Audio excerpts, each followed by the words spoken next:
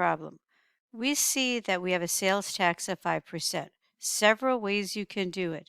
The easiest way, if you can remember all the skills, is since the sales tax is 5%, just remember you can take $38 times 5%.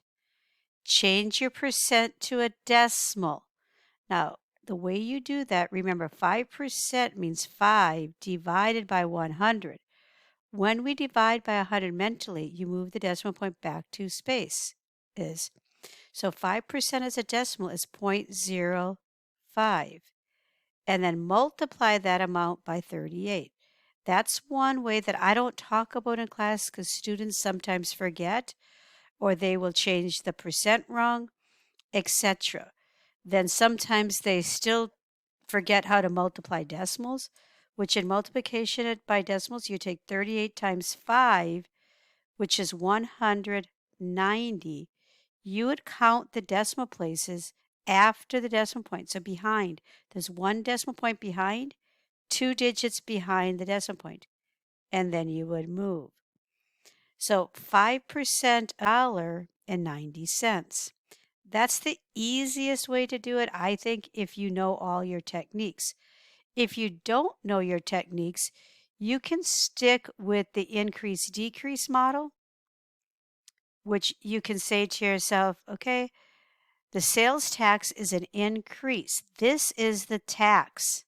The tax is 5%. That means I'm comparing it to the original, which is the old or the starting amount.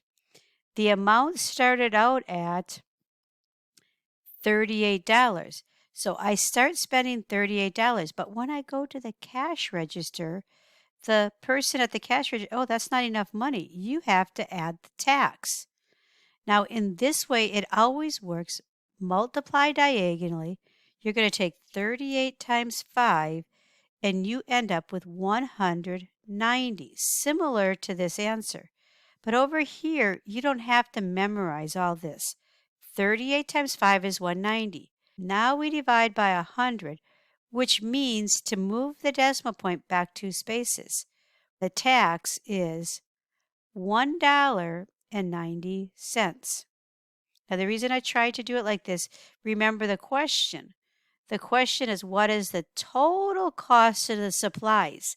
Another reason I like this box, because you can remember, okay, I started out with 38.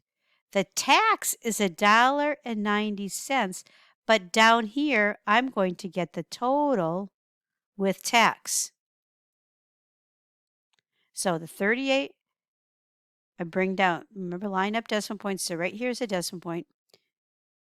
And then you have 8 plus 1 is 9.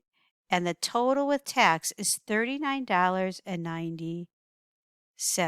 You can see that the tax was $1.90.